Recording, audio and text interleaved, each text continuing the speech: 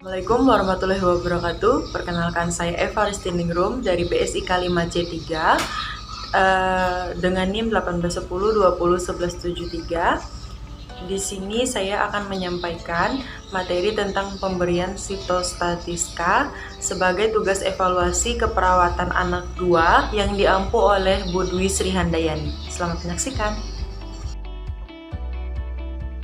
Jadi, sitostatika adalah obat anti kanker yang berfungsi untuk menghambat kerja sel yang sedang tumbuh. Obat ini diberikan secara sistemik atau ke seluruh sistem tubuh. Nah, obat ini termasuk ke dalam golongan obat keras dan efek sampingnya juga sangat berbahaya bagi tubuh.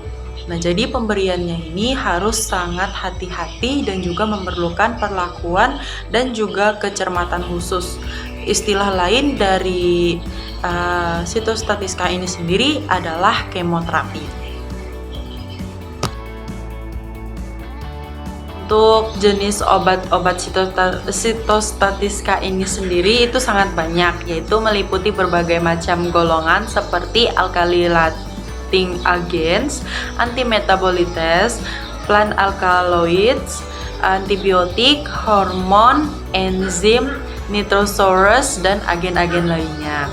Nah, untuk cara pemberian kemoterapi atau pemberian obat sitostatika ini sendiri umumnya diberikan melalui pembuluh darah, yaitu vena, atau ada juga jenis obat-obat lainnya seperti diberikan melalui oral atau subkutan, lalu atau intratekal. Intratekal ini sendiri diberikan melalui sumsum tulang belakang.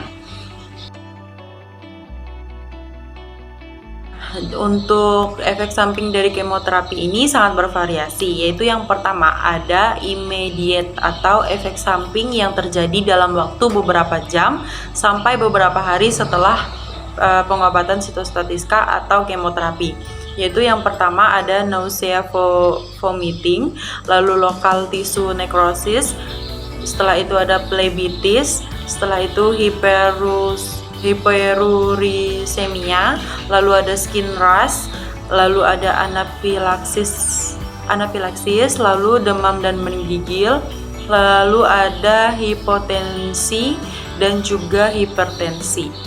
Nah, untuk yang early, yang kedua itu early, yaitu efek samping yang terjadi dalam waktu beberapa hari sampai beberapa minggu setelah kemoterapi, yaitu ada leukopenia, trombositopenia, alopecia, sitomatitis, setelah itu ada diare, ada hiperkalkemia, ada hipomagnesemia, lalu ada hiperglikemia, setelah itu ada konjungtivis, dan lain sebagainya.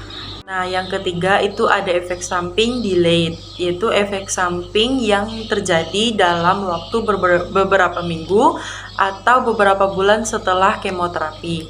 Nah, itu efek sampingnya ada anemia, aspermia, hypocellular damage, lalu hyperpigmentation, lalu ada pulmonary fibrosis.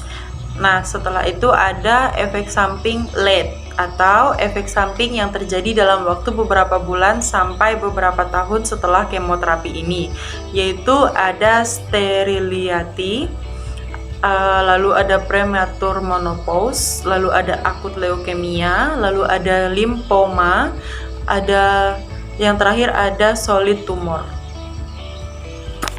Samping obat sitostatika menurut WHO itu ada hemorrhage, gangguan liver, ada bilirubin, ada neurotoksisitas sentral, lalu ada perifer, dan yang terakhir ada konstipasi.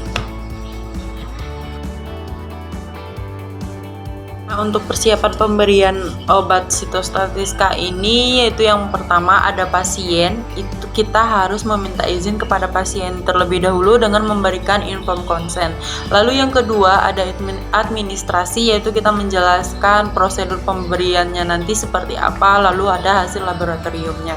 Nah, setelah itu ada obat dan juga alat. Nah, di obat ini disiapkan di ruangan tersendiri. Lalu mejanya dialasi dengan bahan kedap air dan dilapisi dengan kertas penghisap air. Nah, sediakan obat yang digunakan, lalu sediakan juga obat-obat emergensi seperti oksigen, antihistamin, dan lain sebagainya. Nah, setelah itu kita menyediakan IV kateter yang cocok dengan spuit dan juga cairan yang digunakan.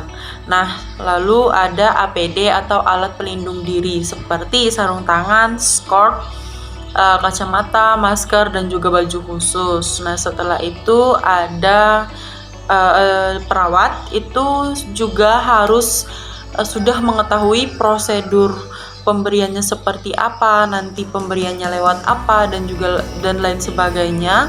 Dan setelah itu perawatnya juga harus bergantian dan tidak terus-menerus orangnya itu saja.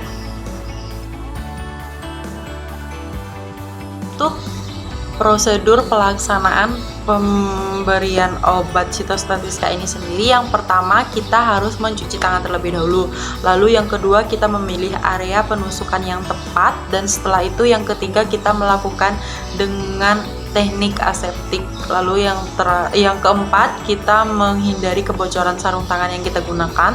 Lalu yang kelima kita pastikan sudah menggunakan APD lengkap, yaitu seperti masker, kacamata, sarung tangan, dan juga baju khusus. Setelah itu yang keenam diusahakan jangan ada obat yang tercecer. Lalu ketika membuka obat, wajah jangan terlalu dekat, dan setelah itu kita membuat label pada spuit. Lalu kalau ada obat yang tercecer segera dibersihkan dengan kertas penghisap yang sudah disediakan tadi, lalu memasukkan obat kemoterapi. Lalu kita yang terakhir ada monitor pasien. Nah, untuk pasien yang pertama kali melakukan kemoterapi harus diawasi sampai semua obat tersebut selesai tanpa ada efek samping yang cepat. Lalu awasi ekstravasasi atau rembesan. Setelah itu awasi reaksi anafilaksis atau alergi.